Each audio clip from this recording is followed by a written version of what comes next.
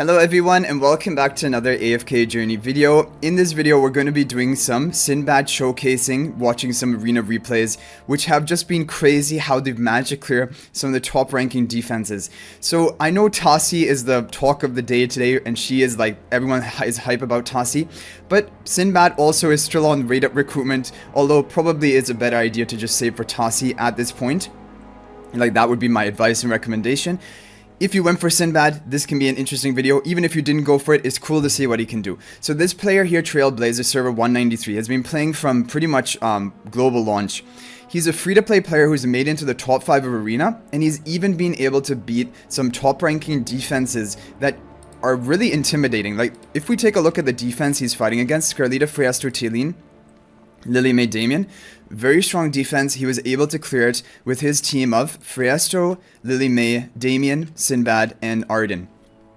He has a lightning spell on the Arden in the back, and obviously he also has a lot of good options running in this team. But Sinbad, the role of Sinbad in teams is going to be mainly his debuffs that he will apply, and it will allow you to break through the guard on the opponent team. So the guard most likely will be Freyasto. Then after the debuffs applied from Tracker's Instinct of Sinbad, you're going to be able to break through and shred through the Freyasto and move on to the back line. This is good because then Scarlita will have fewer surviving allies, reducing her damage, and also the effect of the debuff onto the hitter, if it's like a Lily May or Taylene, that's 30 seconds of reduced attack power and also reduce the energy recovery of that hero. So Sinbad is a really good debuffer option for PvP, and then he has a lot of damage from Lily May and even Arden. He's making really good use of Arden. Freyasto in here because like if you're not running Thorin in a team, then Freyasto is like the other best option as a tank. So let's take a look at the replay. Okay, so immediately Lily Mays are going to go into Rainstorm Ballet. Sinbad is positioned to run up the side towards the Freyasto on the right.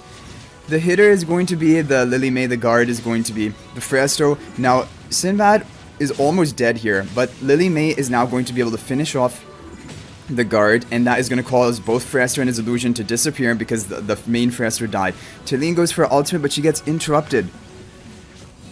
She got interrupted by Arden? Did the entangling vines of Arden interrupt her, or was it Damien? Either way, that interruption was key. Lily May is going to clean up the job. So Sinbad here was not like the damage carry. Sinbad did not kill all of the enemy team, but he applied very core debuffs, which allowed his team to break through the enemy Freyasto, who was a Supreme plus Freyasto, which is no joke, and then also gave the important debuff onto the enemy Lily May, reducing her damage, and then he almost even killed the Lily May on his own, the Sinbad. And then from that point on, the rest of the team, Arden and Lily May, are going to clean it up. So very interesting team. Now we're going to take a look at the next replay.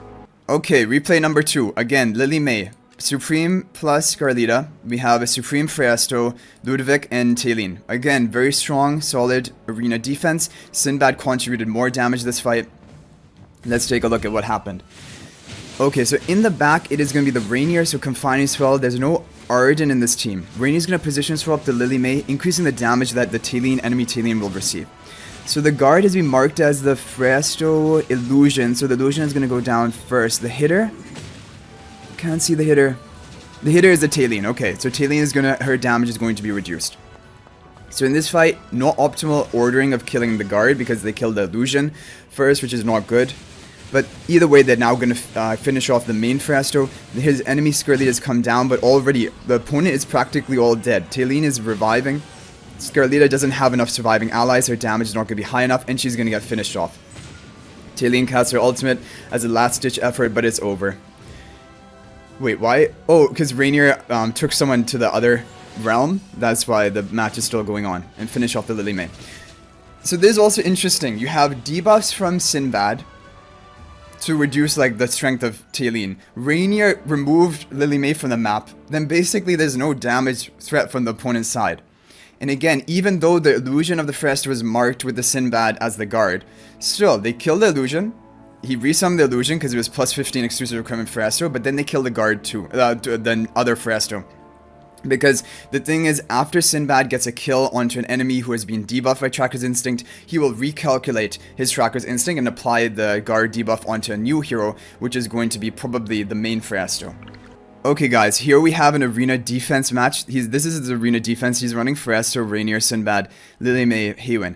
I'm not completely sure that like Rainier is the best option for his defense, but let's take a look. So he has Rainier, Pharesto, Lily May, Haywin all grouped up on the right side, and Haywin is the one who is on the energy tile to basically cast ultimate at the beginning of the match. And the Sinbad was on the other side getting the damage reduction from the Pharesto illusion. So Sinbad's going to apply Tracker's Instinct. Guard is going to be the Pharesto. How come no hitter is being appointed here? Don't see the hitter mark. Okay, anyway, they're going after the guard. Now, that is going to be the main Pharesto. So that was key that they were able to eliminate the main Pharesto and not the illusion. He's going to reapply Tracker's Instinct. This time the hitter is going to be marked as Lily May. So her damage is going to be heavily reduced, which is really important. And now the enemy Scarlita doesn't have enough surviving allies. Her damage is not going to be high enough. And Lily May and Sinbad are just going to clean it up. Interesting. I think Rainier, I would think maybe rather than Rainier, he could be running something else. For his arena defense, maybe Damien or something. Like he runs on his offense. But interesting that even Rainier is working pretty well. I'm sure he has a reason for it, probably maybe to get the position swap of Lily May for stats. Okay, number 1 attacked me and lost. Okay. Oh, this is the rank 1 play. Oh, wow. He won against the rank 1 Diagonal Dunlinger team into the energy tile map. Winning in the energy tile map against Dunlinger Diagonal, like that is very difficult. This is the rank 1 player, Isomir. How? Okay. So Diagonal gets interrupted by Lily. Okay, I guess that's the thing. Lily May is just going to hard counter Diagonal. Sinbad is going to mark the guard as Diagonal, which is bad from what, but Diagonal still was barely able to cast his ultimate before dying. Sinbad was just going to clean him up right there. He marked the Diagonal as a guard because Lily May's damage was just too high that he became the guard. And who is the hitter? Is there some bug for not showing the D? Oh, could it be the enemy that Rainier took off the map that became the hitter? Because there has to be some hitter appointed. Anyway, look at that. It's over. Scarlett is the only surviving ally. She's now both the guard and the hitter. And she's going down. This is also the way you defeat, just in general, even without Sinbad. To defeat enemy Scarlett Stroll teams, you need to, or even Tailene teams, you need to kill the opponents as quickly as possible. The only way to make an effective Scarlett Stroll team is you need to have a team which is not going to die. For example, Thorin, Damien, Thorin Soul Pacting Haywin, something like that. Like a core that cannot be killed, so that Scarlett comes down resting assured that she has enough surviving allies to deal her damage. Otherwise, she comes down and her whole team is like gone, and she can't get anything done. Okay, let's take a look at a Supreme Arena replay to mix it up. Sinbad, and not even any faction challenge on his side. 2 Celestial Hypogean, 2 Greyborn, and Sinbad. Let's take a look at what happens here. So Sinbad's going to be in the back with the Enlightening spell. Okay, now, Tracker's Instinct should be going off. And it is going to put the Elsa as the hitter, who is already dead. And the guard is going to be the Floorball. And look at the Sinbad damage onto the guard. Going to kill the Floorball just 12 seconds into the match. And wow. And the thing about Sinbad for PvP, he has damage, but even if he doesn't deal damage, the debuffs alone are going to have so much effectiveness. Like imagine the Ulsa, her attack being reduced so massively, the Floorball's like damage basically gonna increase the damage your team deals to Floorball. That already is such a powerful effect. Then on top of that, he has the damage to actually shred through and kill.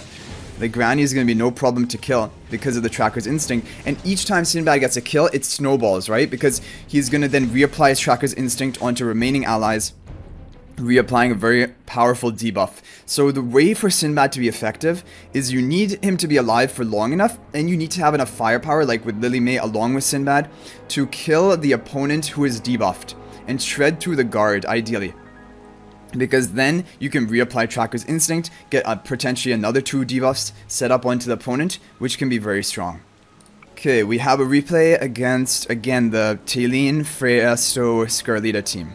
And I think this would be on offense, maybe? Okay, on offense. So he has Arden in the back with the Lightning Spell, Sinbad on the right.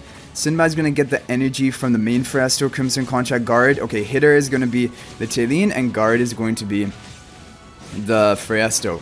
Already Freesto down 12 seconds into the match. Because then the thing is, Sinbad just sets up the kill for Lily May and Arden to kill, and now Taylene goes down before she can even cast her ultimate. The opponent's Scarlita comes down and she's like, what are you guys doing? Why are you all dead? Or practically dead. She has a chance here, the Scarlita, but I don't think she's going to charge in time. Oh wait, this is actually a little bit close. The opponent still has a lot of heroes left. Ludovic is getting value healing. What's going to happen? They have to burst through right now.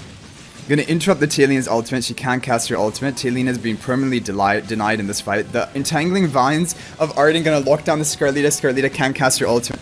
This also shows you how Arden can be a really good PvP option, especially within Lightning Spell. Even if you're not running, for example, Iron. Arden on his own has enough crowd control and damage output. So it's a really viable option to run. And it's an A-level hero that you can have on your wishlist from day one and hopefully get it. Okay, I think there's only one more replay we haven't seen so far. Yeah, I think this is the last one. Again, this is his arena defense showcase. But overall, pretty crazy what Sinbad can do. Honestly, like, I am a fan of Sinbad. I don't think he's, like, if you're not a heavy spender, I don't think you should recruit for him because he's not a must-have. And even for arena, it's just really cool to see what he can do. But I don't necessarily think he's a top-tier PvP hero, especially for defense. Although, looking at these replays, it's pretty impressive what he is capable of doing. And especially for an A-level hero, I am just, like, pretty amazed by it. And the hitter, the cool thing about the hitter mark is, like, here, when the hitter is, like, one that depends more on skill damage, like Lily May, then the book icon shows. If it's a hitter that depends more on attack speed, like normal attacks, then the bow arrow, like the red mark with the bow arrow appears. So you can tell exactly what debuffs are being applied. Because there's like an energy recovery reduction for the book ones, like the skill-based damage dealers, and for the normal attack-based damage dealers, there's an attack speed debuff. Yeah, so Sinbad, overall, pretty amazing. And if you recruited for him, basically, don't feel disheartened, because for PvP, he's still good. For Dreamwell, unfortunately, his debuffs are just too reduced in their magnitude for him to see effective use. And I suspect probably he's never going to be the best option, really, pretty much anywhere. He's a fine option, like second tier option, but top tier, it's not just going to be too good for him because of how reduction the debuffs are, how reduced they are. But for PvP, he's still just as powerful in landing those debuffs, and he's almost guaranteed to get at least one Tracker's Instinct off in the fight. Like, you can't kill him before 6 seconds pass of the battle, most of the time. And that one set of debuffs can be enough for his team to shred through the guard and also to heavily nerf the hitter. So thanks for watching, guys. I hope you enjoyed the video, and thank you to Trailblazer for sharing these replays with me so we could feature them. And again, amazing accomplishment that he managed to finish. He's in the top 5 of his regular arena, being a free-to-play player, just by making smart decisions in his building up of heroes. And active play. And that shows you that active play is how you can achieve a lot in this game. So thanks for watching, guys. I hope you enjoyed the video. I'll hopefully see you guys in the next video. And until then, everyone, peace out for now, and thank you for watching. And if you... And if you want to join my AFK Journey Discord server, there'll be a link to that in the description of this video. And in that, we share like all the different game modes. We have a chat room for each of them. And this is how I found out even about this teams that he's running. And then I wanted to show in the video. But thanks for watching. I'll see you guys in the next video. Until then, everyone, peace out for now.